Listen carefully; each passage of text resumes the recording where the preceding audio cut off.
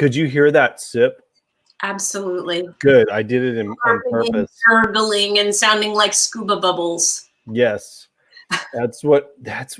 Yeah. And because Mark is a professional scuba diver.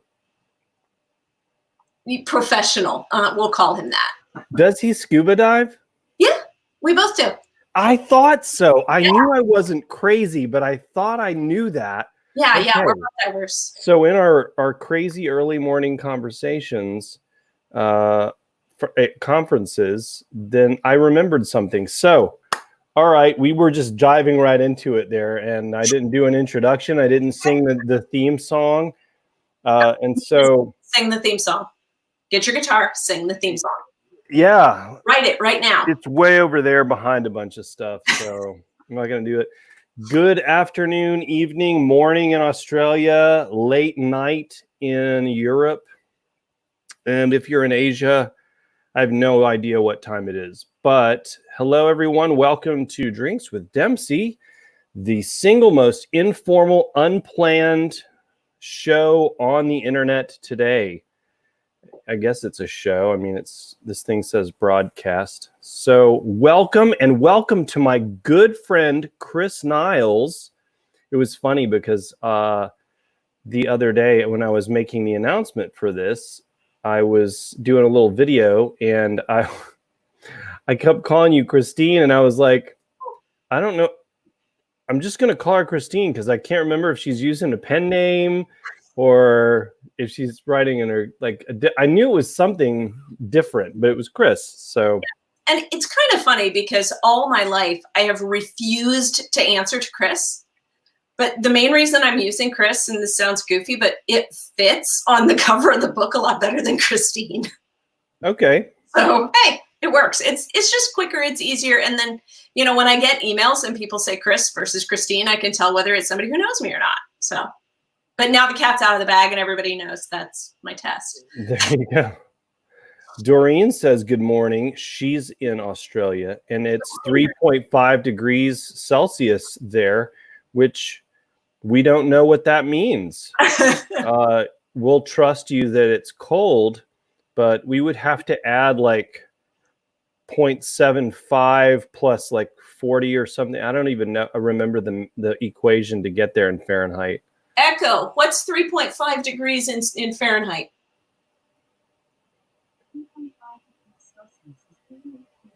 38 degrees Fahrenheit. That is chilly. That's answer. That's how I solve problems. I have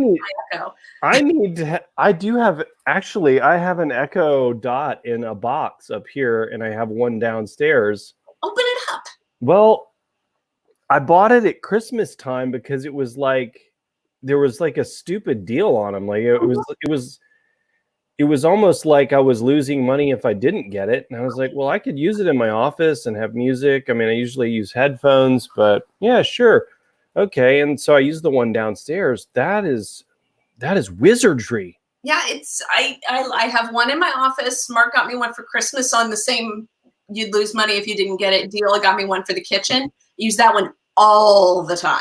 That's my favorite one. And we have one of the original Echoes in the family room, which is just over the table from the kitchen, that I didn't use that much. It's really weird. I don't know why I use the kitchen one, but I mean, we have them all over the house. Now, I'm going to ask you a question about those Echoes after I say hello to Michelle, Annette, Loopy. I already greeted Doreen in her confusing metric system of degrees. I'm kidding. I know all the rest of the world uses it except us because we're lazy. So we're the lazy, confusing ones. Yeah. So we're the ones that are confused, Doreen. That's my running joke is we want everyone to conform to one country. It's really funny. Hello, Kathy, Marion, Jim Motts. Oh, Michelle's just starting up their own side conversation over there with Jim. They're good friends now. They're pals. So Echo Dots, do you have them all synced to play the same songs all over the... Oh, I didn't mean to address it. Sorry. Does it also respond to Alexa? Because that's how we address ours is Alexa. We had to change them around. So we have some of them that answer to Echo and some of them that answer to Alexa because otherwise they were too close and they would be 3 or 4 of them would answer at the same time. Interesting. So yeah. Have you? Can you use random names like Jim Bob Cooter, or well, he's actually he's a football coach, but do so wish. No, you've got three. You can call it Echo, Alexa, or computer. Those are your only options. I see the general is here too, by the way. Chris Hawkins, the general. I'm not hating Jim.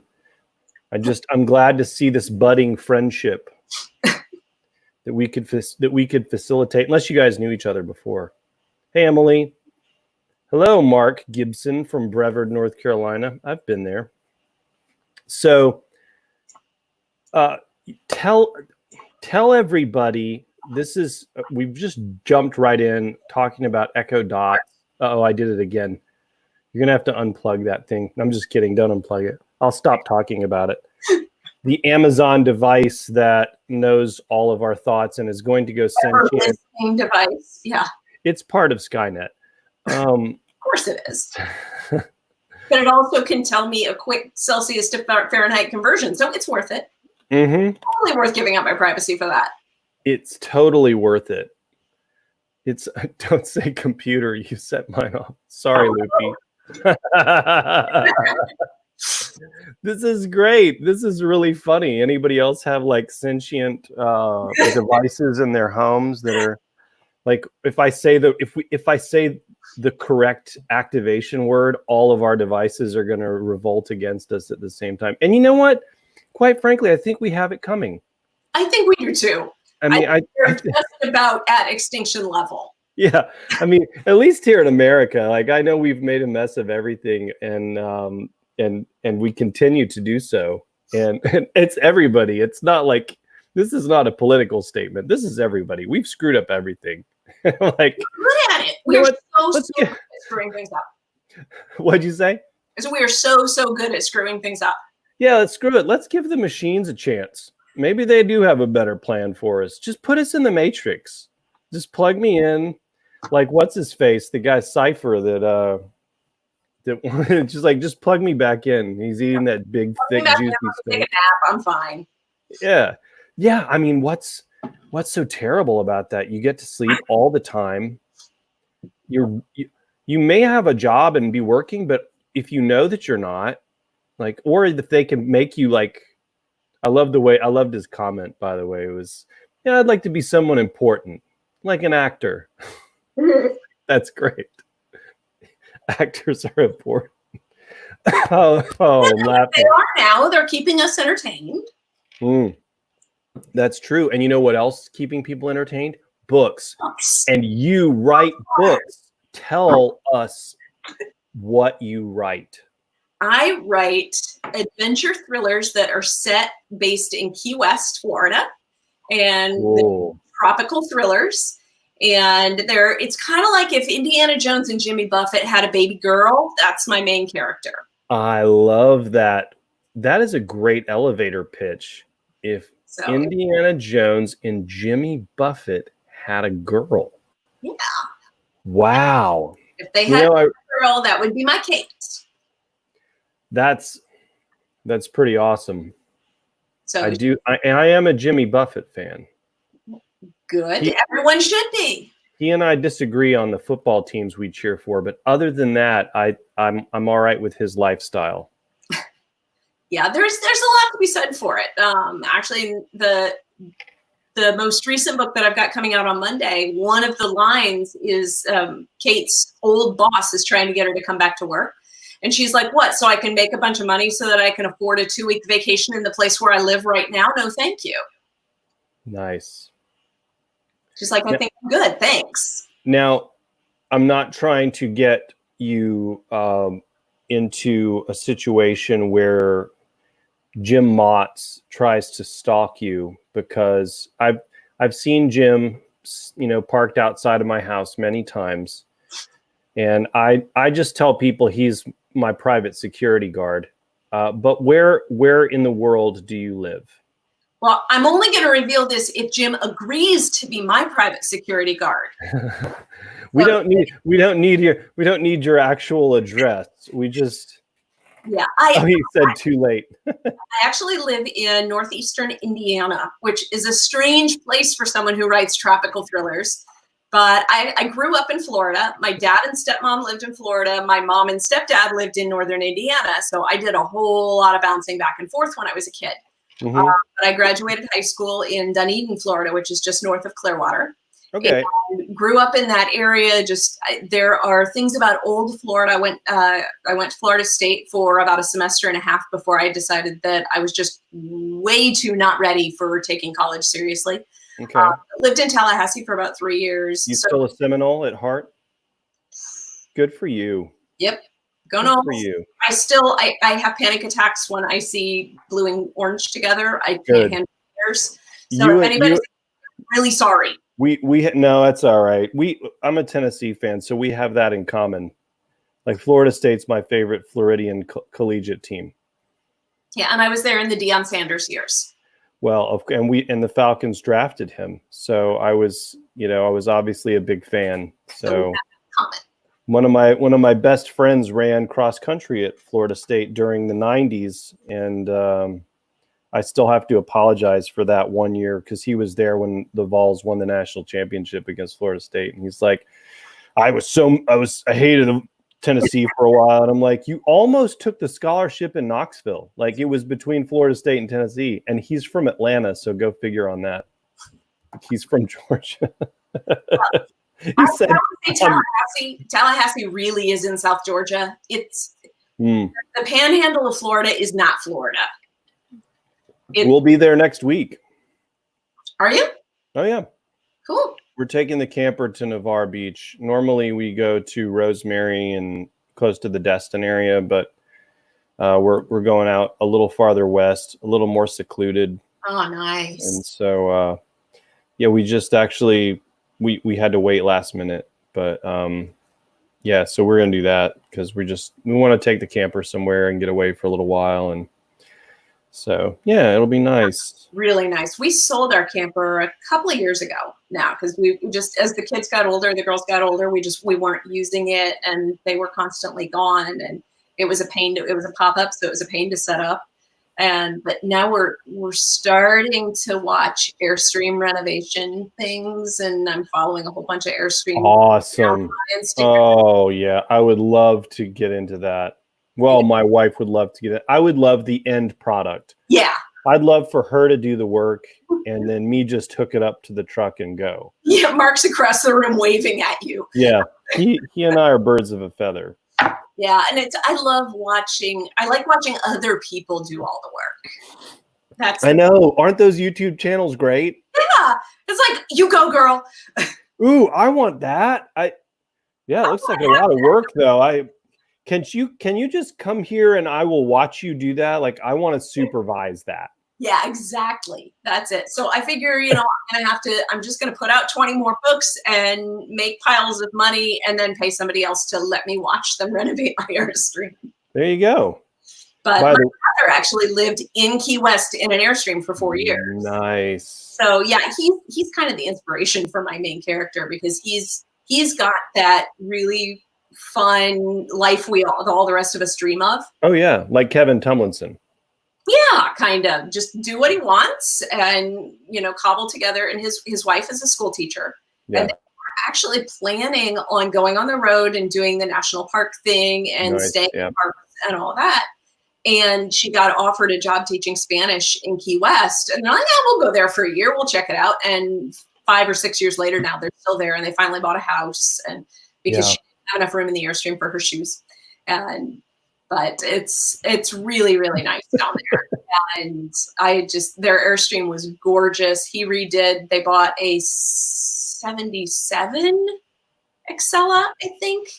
I might be wrong on that, but he did a bunch of work on it and it was just gorgeous. Yeah, that's cool.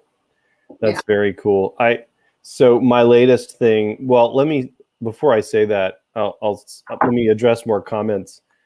Ben Steele, you're so right. There's nothing more important than entertainment right now. You're so right, and we're lucky because there's a lot of good entertainment out there right now. You know, like not just in the streaming services, obviously with television, but because there's been sort of a publishing revolution over the last decade, there's a lot more books out there available for people to read. And like Chris Niles, her stories, which Kathy said, I need to read those books. Yes, you do. And Jim said, sounds cool. I'll be reading some of those. Thank you, Jim. I'm glad you've got either her family or mine. Jim, you can read them while you're sitting in your car in front of my house, guarding my house as my personal security guard. Heads up, though, Jim. It's quite a drive from Oregon, just so you know. You want to answer this question here? Just on the screen, he wants to know. Well, I do have a bunch of books. I've got my third book in the Shark Key series is coming out on Monday, so I'm really excited about that. But the Shark Key series starts with Lost Key. That's the first one, and I've got a copy of it right here. This is Lost Key. So this is the first one. So this is where you kind of get to know Kate and the crew at Shark Key Campground and Marina. You're way more organized and ready than I am. Like, you've just got it, and here is this. And organized and ready. I'm like, husband, grab some off the shelf. So he nice. just sent them over to me because it's really nice to have him. He's good job, Mark. He's good support staff. So, and then Lost Relics is, there we go, number 2. Lost Relics, they end up, well, in Lost Key, they are looking for a lost treasure that was stolen from Al Capone in 1931 when he was taken off to prison. So I don't know, most of you probably aren't old enough to remember in 1986 when Geraldo Rivera did like the big live reveal of opening this vault in Chicago that they found. I do remember that. And I'm old enough to remember it, but I didn't see that. Keep talking. Yeah, it was a 2-hour live special. It was this vault underneath the Lexington Hotel in Chicago. That they had uncovered when they were, I think, doing renovations or something to it. And so Geraldo did this massive live production. And this is like before reality TV was really common. So it was a big deal. And it was all hyped. It was super hyped up and everything. And at the end of the show, they managed to open the thing up and it's empty. And Geraldo went across the street to the bar and got incredibly drunk. And he's like, oh, my career is over. This is the end of everything. And as we know, he's not. Right. So he managed to salvage it. But yeah, so in my kind of alternate universe, I've got Chuck's old grandpa who founded the Shark Key Campground and Marina, who's watching this. And he's kind of got some dementia and he's not really all there anymore. And he's just laughing his ass off. And he just thinks this is the funniest thing he's ever seen. And then he dies. And I mean, not like he doesn't die on screen in the book, but Chuck's like, something was going on with that. Mm-hmm. And then a seedy developer tries to steal the key out from under Chuck. And he's like, I wonder, Gramps always seemed to have money when he needed it. But then after he died, I don't know what's going on. And they kind of put 2 and 2 together and figure out there's money somewhere. So they go on this hunt for the lost Capone treasure. So that's nice. That's key. And then Relics in Lost, there we go. This whole backwards thing on the screen is weird. In Relics. I know, because it shows up correctly to the viewer, but for us, it's backwards. Yeah. Whereas if you do it on Facebook Live, it's the reverse. Everything's backwards to them, but not to us. It's like going back and forth between a Mac and a PC. Yeah. Sorry, keep talking about your book. But yeah, in Lost Relics, one of their friends has a sister in the Dominican Republic whose house gets destroyed by a hurricane. Mm-hmm. And so they go down to help with hurricane relief. And in the process of that, they discover that there's an evil guy who's trying to collect these 5 golden idols from the ancient Taino indigenous people. Mm-hmm. And so then they go on a chase to find those. And they have to find them before the bad guy finds them. So that one's a lot of fun. And then in Lost Fleet, which is the one that comes out on Monday, right? Monday, yeah. Which is available for pre-order right now, yeah? It's available for pre-order right now. It will be plug the book. There it is. That one, there's a theory out there that has been largely debunked, but not completely, that the Chinese explorer Zheng He had an exploration mission in 1421. Yep. They came across from Africa and crossed the Atlantic and came into the Caribbean. Mm-hmm. And so I kind of took, and actually, Ernie, you were responsible for that because you set me off looking at the Bimini Road. Yeah, I was actually gonna ask you if you were gonna do anything with the Bimini Road because that's right in your neighborhood of your stories. But we'll come back to that. Well, we dived the Bimini Road looking for evidence of the Chinese fleet. Did you and your husband dove it? No, we have not actually dived. Is it dived or dove? Yeah, I always write around that phrase, which, having lots and lots of diving sequences, it's really hard to write around conjugating the verb dive. I know. But either way, you can't win, by the way, because nothing sounds right. It doesn't sound right. Either way, dove or dived, and you will get, and this is not an insult to any readers whatsoever, but you'll get readers that tell you one way is right and the other way is wrong, and then reverse it, and it's the same. And I'm like, look, you have to pick one or the other. So I just choose scuba'd. Got underwater. We went swimming with tanks on. Yes. I'm sorry. So keep going about I interrupted but you mentioned the Bimini Road. I was going to ask you about that, but keep going. You told me to look into Bimini Road when I was just starting to work on outlining and concepts for book 3. And you said, go look at Bimini Road. And I went and looked at Bimini Road. And in coming across that, I found that it was linked to the Chinese exploration. And I'm like, huh. And I went down a complete rabbit hole with that. I had so much fun researching all of that and diving into it. So yeah, it's basically trying to find evidence of a Chinese presence in the Caribbean before the Europeans arrived. Yes. Part of my thing with that, and it's funny, there are always little, and I mean, in the Caribbean, of course, Christopher Columbus kind of always comes up, but I was actually named after Christopher Columbus. So I've got this whole weird relationship with Christopher Columbus because I was interesting. I have a friend, her name is Christopher. Oh, really? And yeah, and I asked, she was dating another friend of mine, and then I think they split up, but her name was Christopher, and I said, that's interesting. I've never met a female named Christopher, and her response was, my parents told me that it was too beautiful a name to give to a boy. And I was like, well, that's sweet. Okay. Yeah. So anyway, so there's the connection. Columbus story is actually in the author notes of Lost Fleet because he keeps coming up. Yeah. So yeah, he's, the whole kind of trying to kind of invalidating that and bringing honor to the Chinese. I've got an evil Chinese billionaire who's trying to find the fleet and trying to beat Kate to finding the fleet. So well, we can do it in time. I love it. In time for Lost Gems, which is book 4, which is up on pre-order also. Really? Look at you. You're working hard. Got that one set up. It's the pre-order is set for Christmas, but I'm hoping to deliver much earlier than that. But I am just wrapping up the outline of that right now. So okay. Excellent.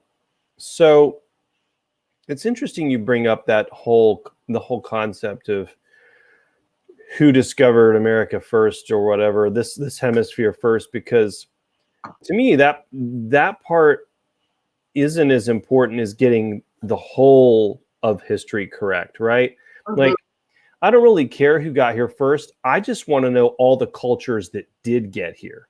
Like, yeah, and I want to know the cultures that were here before, right? All the indigenous ones. Yeah, and that was one of the things that I really loved getting into in Lost Relics. I learned a lot about the Taino. Cool. the indigenous throughout the Caribbean, and kind of where the theories of where they originated and how they migrated up through, and then how my lovely namesake pretty much decimated them in one generation. Yeah. And, it's just lovely namesake. Yeah, in learning about the people who were there and the types of culture that they had and the things that they, they had a very, very rich culture. They were a very peaceful people. They occasionally got into spats with neighboring islands, but it wasn't the Arawaks and the Taino and all the people in the Caribbean weren't. They were pretty chill. Yeah, and it's been really fascinating learning about them. Yeah, and it's you bring up such an interesting project for research because.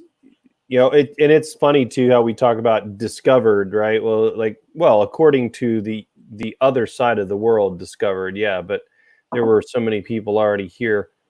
But yeah, there's history is full of so many ocean-going people, or even just people that accidentally got here, right? Like they drifted a little too far away, and they managed to have enough. Maybe they somehow survived the journey, right? Like the stories about Vikings or the Chinese getting here, or even in some cases like the ancient Egyptians. Your first, however many, was your first 3 were about the Egyptians? Yeah, I was shocked when I discovered that it was plausible, right? Like it was. It's like, well, most people, conventional history suggested that they were only river sailors, right? And then they found that harbor in the old dried up in this desert where there used to be a bay, right? Way inland, where there was they had a way to get to the ocean, and they found this whole navy of ocean capable vessels. And so yeah, it's completely plausible, and I want to know more about that, right? I don't really care who got here first. I just want to know. I want a more complete picture, and so what we do is interesting and fun in that regard. Jim wanted to know. He said he saw 6 books one year. Is that the lot, or are there more? Well, there will be more after that, but I'm really only writing Lost Gems now, so I don't have. Although I will admit that there are discussions going on about the one after Lost Gems, which is tentatively titled Lost Soul, SOL. But that one doesn't have a cover, and it doesn't have a blurb, and it doesn't have an outline, and it'll be sometime probably in early 2021. But cool. I also do have one straight up terrorism thriller. That was actually the first novel I published, called Daybreak. And that one is based on a trip that we made with our younger daughter to Ukraine. And she is from a city that's right on the border of the separatist region, the Donbass region, where the separatists have kind of taken control of the area. And the disputed territories is what they're calling it. Yeah. But it's basically, it's a CIA operative that is tasked with investigating a terrorist attack in a park in Ukraine. And then she, gets involved in a bunch of hijinks, and that one is just a really, really dark, just straight up terrorism thriller.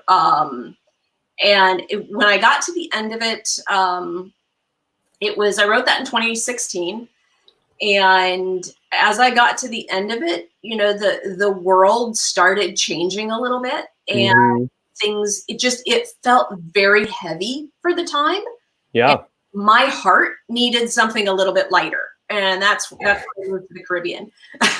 Well, it's funny because I've written in some sort of warfare, bioterrorism type stuff into some of my stories before, because some people worry about one thing or another, and I've always thought that's the thing, right?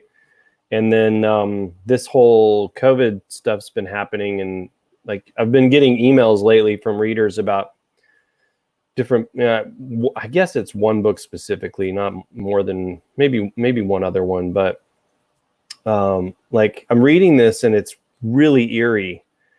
And like, when did you publish this? And I'm like, that was years and years ago. But it's interesting because the book 20 of my Sean Wyatt series, like book 19 I just announced, is coming out June 26th. So if you missed that, gorgeous. What'd you say? The cover is gorgeous. Dude, Elena does amazing work. Saw that. Oh, it's beautiful. She's really, I can't take any credit. Elena is amazing. And she's a super nice person, by the way. But yeah, thank you for that. I was really excited when I saw it. But yeah, thank you, Michelle.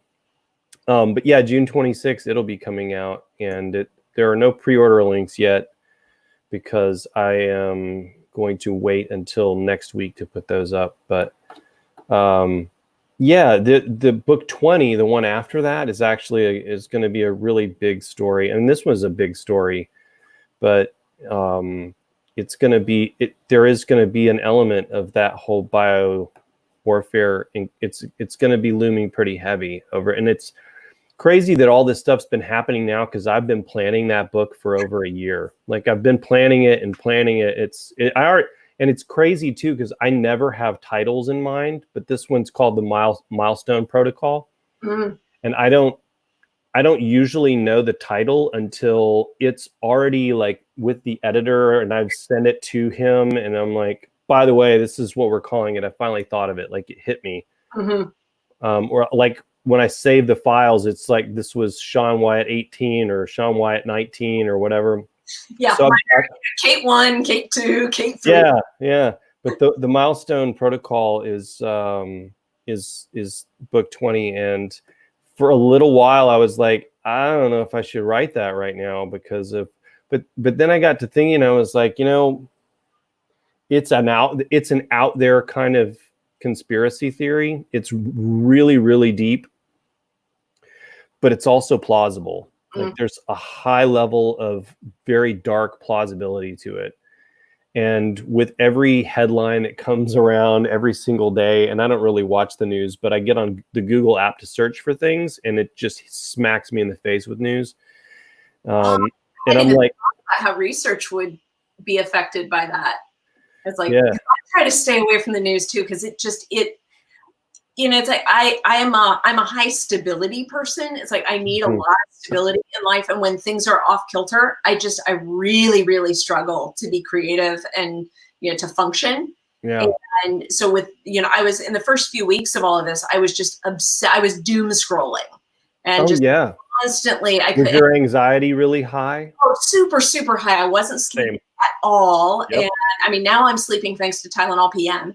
But it's just, I'm like, I've got to sleep. I've got to get work done. I've got to, so I've had to really shut it out a lot. And it's like, I allow myself about 30 minutes of Lester Holt every night. But beyond that, it's like, if something really important is going to happen, Mark will tell me about it. And I need to just not, but I hadn't even thought about it. If you're researching stuff in a COVID adjacent topic, all of that stuff would be coming up in research. That must be so hard. Well, so it's the research part of that side of it I've already kind of done it. It's just when I get on Google at all, like the Google app on my phone, and when you get on the computer, then it's not there. There's nothing there. That's what's beautiful. That's why Google beat Yahoo. Yahoo has noise everywhere, and Google has just a search bar. But the Google app has the noise that I don't want. And I'm like, hide. Why are you giving me something else? Hide. I don't want to see it. Just use a Chrome browser and go to Google there. Yeah, I know. I'm stuck in my stupid ways. I'm plugging your plot hole. Yeah. I'm just stuck in stupid muddy ways. But we all have them. But this story, book 20, is a celebration of the entire Sean Wyatt universe. Oh, cool. And so it brings lots of the old characters back. It crosses up. It's going to bring, it's my Avengers, right? So it's, the kids from the Adventure Guild are going to be in it. The kids that I call the kids from the lab are going to be in it. Side characters that people really liked but haven't appeared in any other books are going to make an appearance. And so it's going to be pretty deep and pretty big, but I'm really excited about it. And I ran it by my agent to see what he thought about it. And he's like, yeah, that definitely is a Sean Wyatt book. And I was like, okay, just double checking, just making sure, and like, cause I considered doing it a different way. And he's like, no, I like the idea of building it all together like that. So yeah, it's going to be interesting. And I've already started working on it. So Cool. I don't know when it'll be done. It's going to take me a while to finish that one, but anyway, enough about that topic. That sounds awesome. I'm excited for it. Well, thank you. I had a question for you, and I'm glad I just remembered it because I forget things. So do I. So I was going to ask you, you're heavily focused in the tropics and in the Keys and all of that. Are you going to expand and take your character to other places around the world? Are you going to branch out with this character, or are you going to splinter it off into side stories, or I don't want to like go too deep in spoiler alerts, but I'm curious about it. Yeah, I actually asked my readers, my VIP reader list, a couple of months ago. I don't know, more than a couple of months ago. It was last fall, I guess. When I was going to Paris, because I will admit, one of the reasons that I picked this genre too is that most of my travel is research, and I can write off a lot of travel costs when. That's right. Write it all off. It's pretty awesome. It's a nice gig. Yep. With book revenue then paying for travel. So it's like all the places I want to go. I'm like, okay, I need to write a series that's all the places I want to go. Well, My husband took me to Paris for my birthday last year. And good job, Mark. Isn't tropical, but he scored really cheap round trip flights. It was fantastic. What we were 300, 350, 360s, two something per person from Cincinnati to Paris. What was it? Yeah, 260 a person round trip Cincinnati to Paris. So we went to Paris for 9 days, stayed in an Airbnb in La Marais, and I mean, it was just magical. But I asked my readers, I'm like, so would you guys like to see Kate go to Paris? They're like, no, we really want her to stay in tropical locations. Okay, so like Fiji, maybe? So yeah, Fiji, Bali. Ooh, yeah. She's got to go do the Great Barrier Reef. But yeah, I'm sorry, I'm pointing at my husband. Scott's Cheap Flights is where we find all these. He's subscribed to Scott's Cheap Flights newsletter, which is fantastic. But we need to write that subscription off. That's a business expense. So, but yeah, I think we'll probably be branching off into more tropical locations, but we probably won't go to too many other places. Now, I went, personally, I love the mountains. And I went on a girls' trip with all of my high school friends last summer to the Rockies. Yes. And how did you like that? Oh, it was magnificent. I love the mountains. I love the Rockies. Did you go to Colorado? Did you go to Rocky Mountain National Park? Sorry. Yes, Rocky Mountain National Park. We went down to Colorado Springs and Garden of the Gods, and we stayed near Breckenridge. We were nice. A little bit south of Breckenridge. Our cabin was at 9,500 feet. We all had altitude sickness the first couple of days. It was awesome. But stayed in a little cabin that was, we were a mile from the Continental Divide, I think. Yeah. So it was so gorgeous. But I can't really take Kate there. So I'm working on another series with a co-writer. We're doing an series that we're banking those up. We've got the first 2 written, the third one's outlined. We're going to bank up to 6, I think, and probably release them sometime in either really late this year or next year. Well, if it looked like for a second I was doing something on my phone, it's because I wanted to double check it, but there are some really, this is going to sound crazy to some people, but there are some really tropical locations in Croatia. Oh, I have heard wonderful things about Croatia. And yeah, I mean, it's hard for me to, I could just do a screen share. There's no point in me doing the phone thing. It's not going to work. Well, yeah, it will. I see blue and gray. Oh, And that's just one, shot, but like there are a lot of great beaches and tropical locations there in Croatia, which is people don't realize. And because we always think, different parts of the world, right? But yeah, it might be interesting. I don't know. There's certainly a fascinating history in that part of the world. It's been a crossroads for a long time for a lot of cultures. So, well, and the Red Sea too. mm-hmm.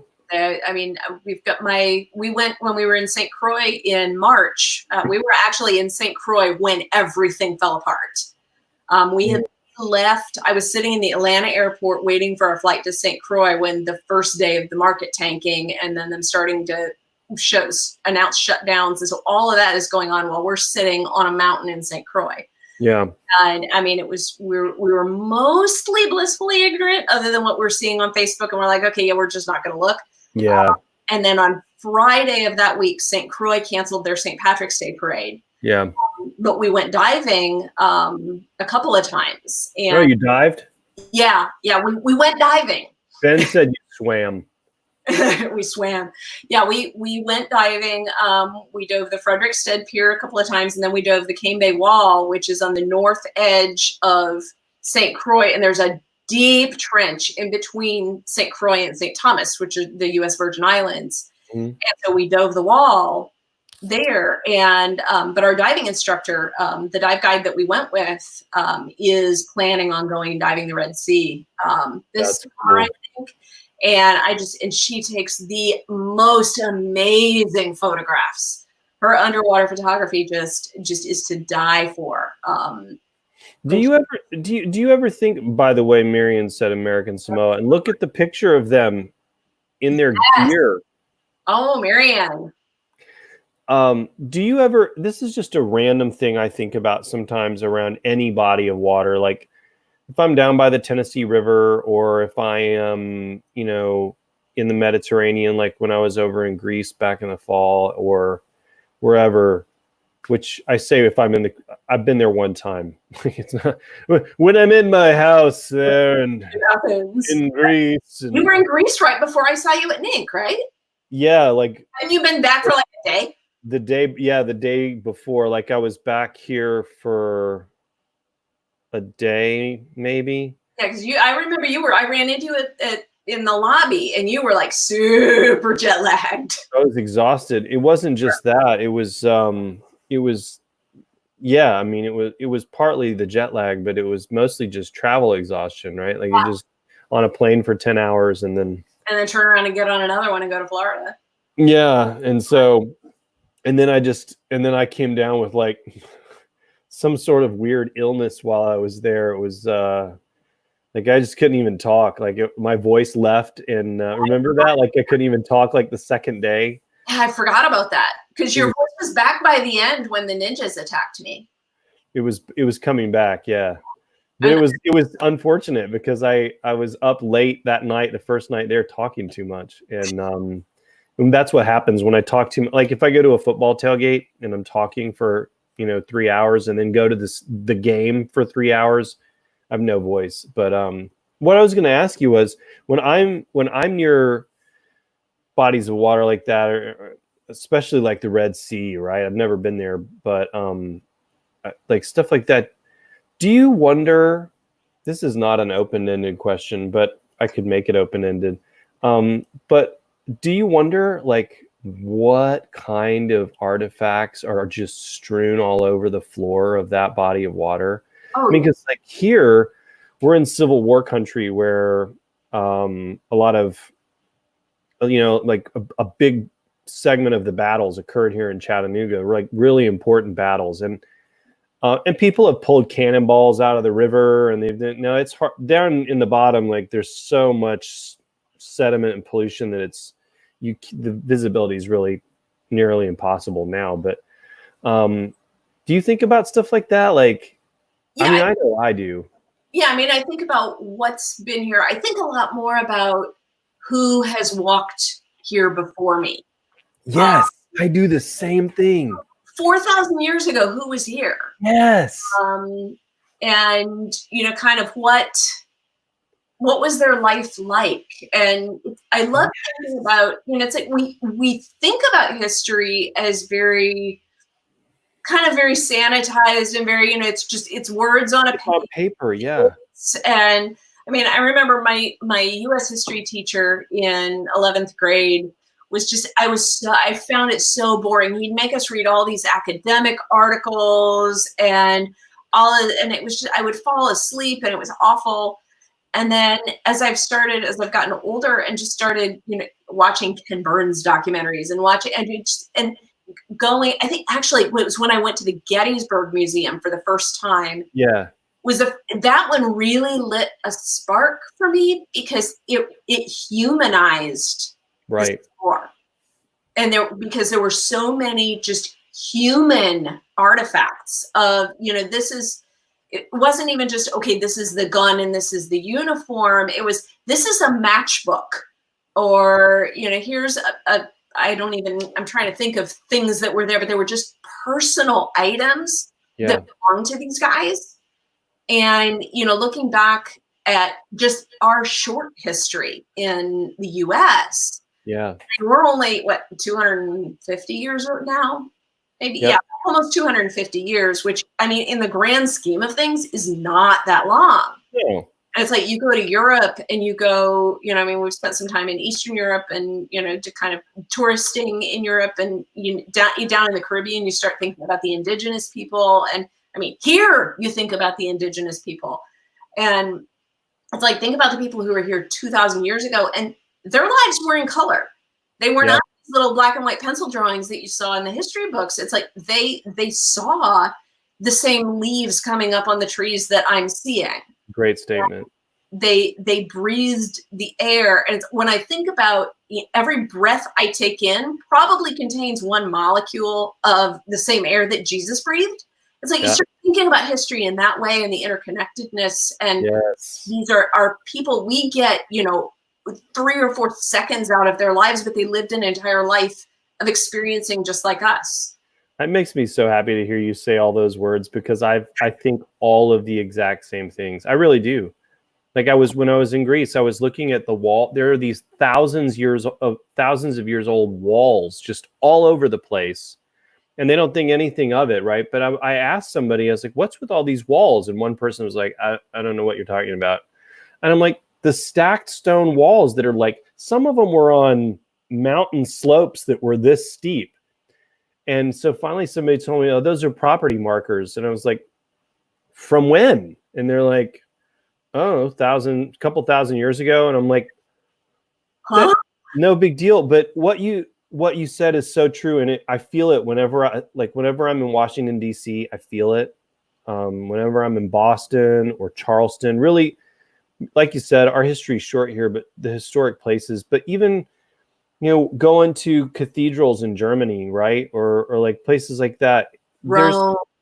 Like when I was in when I was in DC, I thought about, and I looked at the Capitol building and I looked down at the ground that I'm standing on, and I'm like, you could feel the people that were there before for the inaugurations from 1700s or 1800s rather, and like the last 200 years, right? Or like, and behind every story that you've read was a person, like for every presidential election, for example, there was a story behind a person who voted for that president, right? There's a story from that person. From every like piece of pottery that's found in archaeology, there were 2 hands that made it, right? And 2 hands that used it in their daily lives. Yeah. And that's what's so cool about what we do, is we get to like We get to make up stories about them.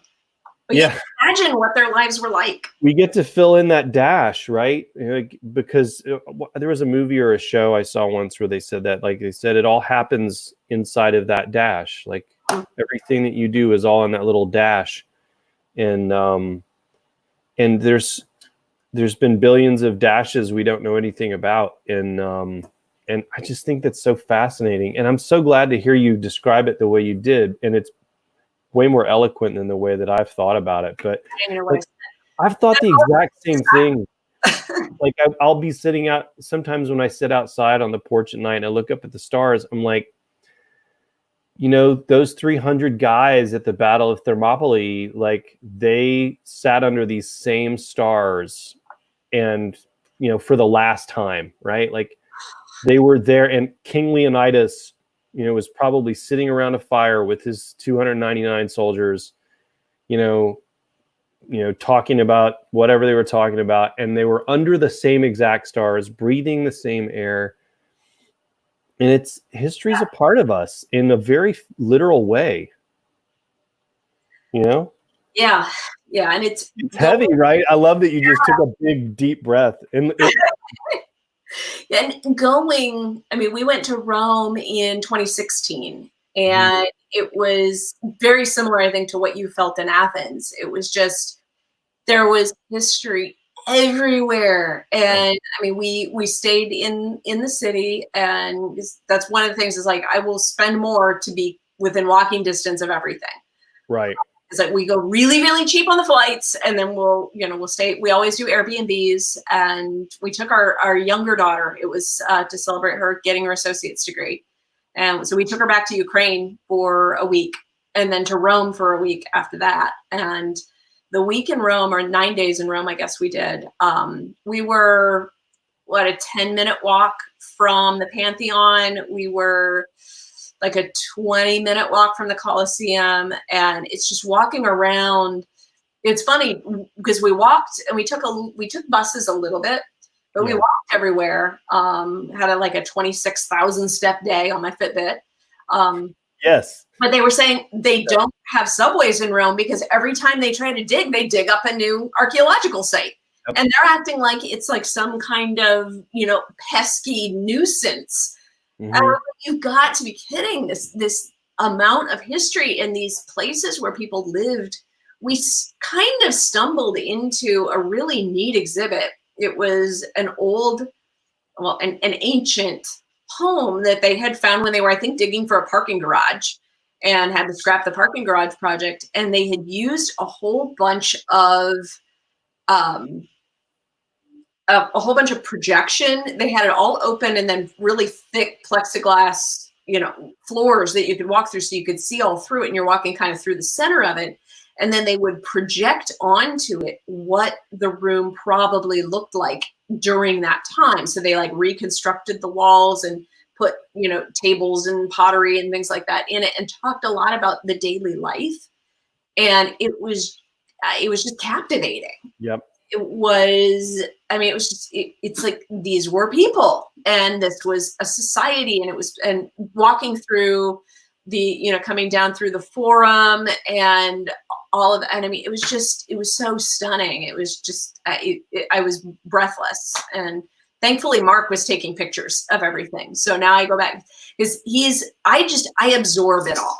Right. I went to New York for a 4-day weekend with my brother, and I took 7 pictures. Yeah. So I don't, let's take pictures of everything. But thankfully, Mark is much better at capturing things. His degree is in video communications. So he thinks about actually capturing things. Yeah. So he takes all the pictures, and I'm getting a little bit better about snapping some pictures here and there. But I take weird pictures. I take pictures of things that I think are, dissonant, or, just, that's odd. I'll take pictures of that. Now, hold on just a minute. You're using some fancy words there. I'm a simple author. I use small syllable words in my stories. No, but I will say this. I do take weird pictures too, of strange things, because I'm fascinated by them. Mm-hmm. But I will say this is my only word of advice in today's talk is take pictures and share them with your readers because they love it, right? Mm-hmm. Like Ben was talking about earlier, our entertainment is really important right now, right? And sharing our stories is really important. And you only enrich your stories further when you share imagery from, places you've been. And people love to see that. Like, people really love to see that. Yeah. I know that I do. Like, when people share pictures of places they've been, they may just be thinking like, look at us on vacation and you're not here. Ha. But to me, I'm like, oh, wow, look where they are. That's awesome. Yeah. Another friend of mine who writes in Sea Adventure just published his book 3 on this past Monday. By the way, if my books sound interesting, check out Nick Sullivan's Deep series. They're very similar. He's got a pair of dive masters who move around the Caribbean, and trouble seems to follow them. And he shared, I encouraged him to share a bunch of his pictures from Belize, because his most recent book is set in Belize. And he goes, he writes his books in places. He's gone and done a lot of research, and he's a big diver. And I'm like, yes, share your Belize pictures. Yeah. And so it was so cute to see his newsletter come out with his Belize pictures, and and his first trip to Belize was maybe 30 years ago. So he's talking about how it's changed since then. And yeah, somebody wants to say hello. Oh, this is Franklin. He's my assistant. He's not very helpful. But you pay him in like kibble and canned food, and so yes, I pay. You get what you pay for. Yeah, true. But he's a good buddy, and Loopy he needs a haircut. Loopy said all this history, and all I think is that the water I drink could be the same water that someone else drank thousands of years ago, recycled many times. Yep, that's right. And yet somehow we're still okay. Processed. I'm not going to think about that. No. Well, we've been on for an hour, and that's usually when I cut things off. And I can't believe how fast the hour has gone by. But I need to go play with my daughter, because I'm like, give me an hour, and then we'll come hang out. And I also need to let Megan do her thing, which whatever that's going to be today. It might be sewing, or I don't know what she's going to do. I'm looking so she doesn't look through the window and judge me. I can feel the judgment. She went back to work, didn't she? Her work schedule's been a little weird. It's been like she worked 2 8-hour days this week and a couple last week, but then like weeks before it was 2 4 or 6-hour days, and then like the rest of the week off. So the hospital system is under a lot of strain right now, and her clinic is part of that. So we'll see. Yes. She works 2 days next week. Let her relax. Oh yeah. No, she can do her thing. I'm gonna take the kiddo. We're gonna play and do some fun stuff. Michelle, as of right now, yes, I will see you in the morning. Coffee at the Dempsey's, Facebook Live. Quit laughing at it. I told Chris earlier what Coffee at the Dempsey's was all about, and how it's way less. This is not very formatted at all. I don't have a list of questions. This, like, podcasters do like a whole setup and organization. I'm like, well, this isn't a podcast. This is like just hanging out. Yeah, we're just hanging out with friends. So thank you, Jim. Thank you for being here, and thanks everybody for being here. And I'm glad that, you've got milk now. Yes, I forgot to get some milk. Good call, Michelle. We talked about that last week. I've been drinking it black still, like a sucker all week. Thank you, Annette. I appreciate you being here. Thank you for that so much. And on a good note, you started back to work this week. Yes, that is good. Great. Emily, thank you guys for being here. We appreciate it. Marion, with the American Samoa dive picture. I mean, I'm assuming that's where that was, but maybe I'm wrong. But you did say American Samoa on that, and you had a dive picture. But everybody, thank you so much for joining us. And Jim, just be sure that you wave from the street at Mark and Chris when you pull up to protect their home. Yeah, So, let us know, because otherwise my daughter has had a stalker. So, the police do kind of watch out for us. I'm trying not to laugh at that, but that's terrible.